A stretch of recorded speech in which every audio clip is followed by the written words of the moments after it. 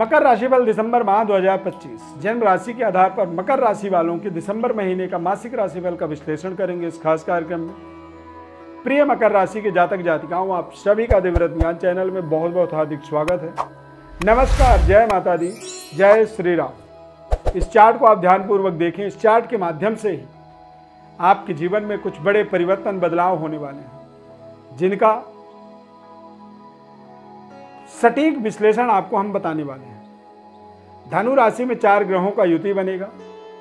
इसमें सबसे बड़ा विपरीत राजयोग सूर्य के द्वारा आपके जीवन में बनेगा। सूर्य के द्वारा जब विपरीत राजयोग बनता है तो ऐसे समय में व्यक्ति को सरकार के द्वारा कुछ धन की प्राप्ति हो जाती है। यानी कि आपकी कोई सब्सिडी सरकार में फंसी हुई है, कोई इनकम टैक्स का पैसा आपने अप्लाई कर रखा है जो आपको रिटर्न आपके अकाउंट में वापस आना चाहिए।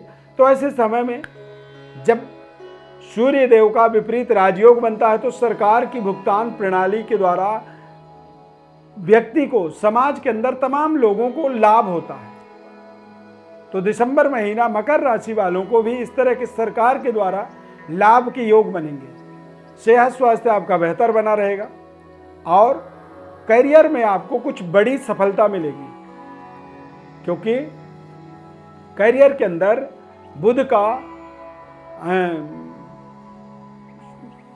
बुध ग्रह का एक विशेष तरह से शुभ संयोग आपके जीवन में बनने वाला है। यानी कि पंचमेश भाग्येश बुध और शुक्र, ये दोनों ग्रह धनु राशि में गोचर करेंगे। बुध और शुक्र ये दोनों राशि धनु राशि में, दोनों ग्रह धनु राशि में एक साथ गोचर करेंगे। द्वादश भाव में शुक्र ग्रह का प्रभाव बेहद शानदार रहता है। शुक्र ग्रह के द्वादश भाव में गोचर करने का अभिप्राय होता है कि व्यक्ति के जीवन में सभी प्रकार की जरूरतें पूरी होती हैं, सुख सुविधाओं का लगातार निरंतर सुधार होता है और वो अपने जीवन के अंदर जब जितने समय तक शुक्र ग्रह द्वादश भाव में गोचर करते हैं उतने समय तक संतुष्टिपूर्ण अपने जीवन के सुख सुविधाओं का, आनंद का, भौतिक भोग विलास का वो पूर्ण सुख प्राप्त करता है। अब पूर्ण सुख प्राप्त करने का मतलब होता है कि तमाम तरह के हमारे कारोबार, व्यापार, सिस्टम, संबंध, रिश्ते लगातार एक उच्च स्तरीय रिलेशनशिप में बने रहते हैं। भाग्य का बलवान होने से आप देखेंगे कि आपके जीवन में आपका भाग्य लगातार आपके फेवर में काम करेगा और भाग्य जब बलवान होता है तो निश्चित रूप से ऐसे समय में थोड़े से परिश्रम, मेहनत से भी व्यक्ति को सफलता मिलती है। कारोबार व्यापार के दृष्टिकोण से आप देखेंगे तो बृहस्पति 6ठे भाव पर गोचर करेंगे। तो बृहस्पति के 6ठे भाव में गोचर करने का मतलब होता है कि तीसरे 12वें घर के स्वामी होकर के 6ठे भाव में गोचर करने से विपरीत राजयोग बृहस्पति का बनेगा, जो आपके पराक्रम शक्ति को इंक्रीज करेगा। करियर में आपको एक विशेष तरह की सफलता दिला देगा। जितनी आप आमदनी कर रहे हैं उसके आधा आप खर्च करेंगे तो ऑटोमेटिक आपका जो सेविंग है वो मजबूत होगा, बैंक बैलेंस आपका विस्तृत होगा, विस्तार होगा। सूर्य, मंगल और शुक्र ये तीनों ग्रह लाभस्थ और द्वादश भाव में गोचर करने वाले हैं। तो लाभस्थ जब तक ये गोचर करेंगे तो निश्चित रूप से अपने पुराने घर को नए घर बनाने की आपको ताकत मिलेगी। आपके नए घर खरीदने का, नए वाहन खरीदने की, तमाम ऐसे नए प्रोजेक्टों से जुड़ने का आपको दिसंबर के महीने में विशेष सहयोग मिलेगा। कारोबार व्यापार के अंदर आप देश विदेश में संबंध रिश्तों को बेहतर बनता हुआ देखेंगे। एक्सपोर्ट इंपोर्ट में आपको कुछ बड़ी सफलता मिल सकती है। व्यापारिक डेवलपमेंट, सरकार के द्वारा कुछ गाइडलाइंस आपके पक्ष में आने से आपको व्यापार से सीधा सीधा मुनाफा आपका बढ़ता हुआ आप देख सकते हैं। करियर के स्वामी शुक्र द्वादश भाव में गोचर करेंगे, जो मनपसंद जॉब की प्राप्ति में आपको सहयोग करते हैं।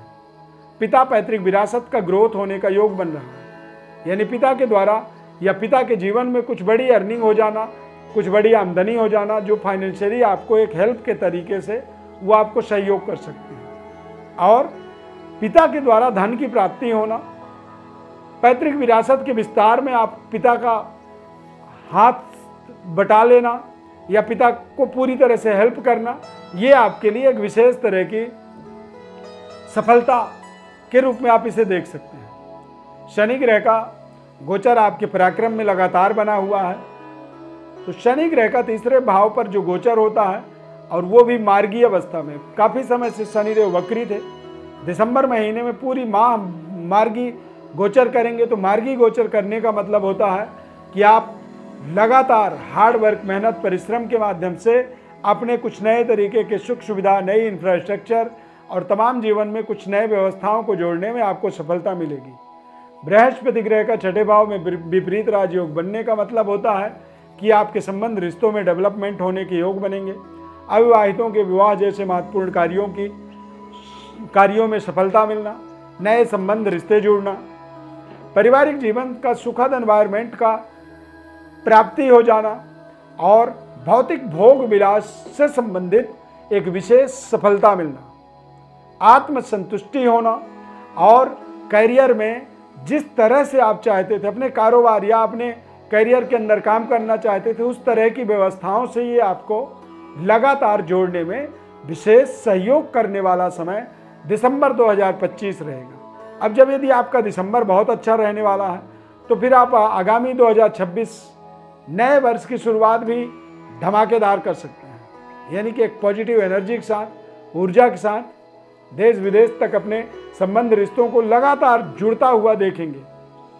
देशी विदेशी व्यापारों से आप अपने आप को जोड़ने में आपको सफलता मिलेगी और देश विदेश यात्रा भी दिसंबर या निकट नए वर्ष 2026 जनवरी में, दिसंबर और जनवरी ये महीना ऐसा है कि इसमें आपको कुछ नए संबंध, रिश्तों को स्थापित करने के लिए देश विदेश यात्रा के भी आपके जीवन में संयोग बनेंगे और ये संयोग आपके जीवन के तमाम तरह के व्यवस्थाओं को सुधारने में, नए कॉन्ट्रैक्ट, टेंडर को हासिल करने में सफलता के रूप में आप इन यात्राओं को देख सकते हैं।